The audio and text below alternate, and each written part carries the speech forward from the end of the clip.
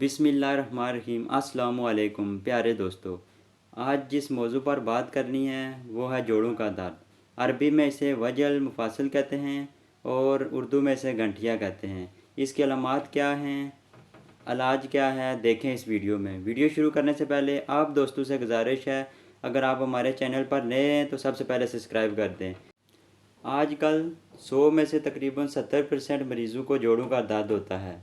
ये ज़्यादातर मर्दों की निस्बत औरतों को होता है। ये यूरिक एसिड की ज़्यादती की वजह से शुरू होता है या बादी वाली अशिया मसलन मोटा गोश्त, चावल, गोभी, आलू वगैरह ज़्यादा कसरत से इस्तेमाल करने से शुरू हो जाता है। जोड़ों के दर्द के 2 किस्म के इलाज मैं आपको बताऊंगा, नोट कर लें। सबसे पहले आप मसाज स्टोर से मेहंदी के पत्ते ले लें, उसके बाद गोगुल ले लें और कपड़े धोने वाला साबुन, इन तीनों को मिक्स करके पीस कर जो लेप बनेगा वो जोड़ों पर लगाकर ऊपर पट्टी बांध दें।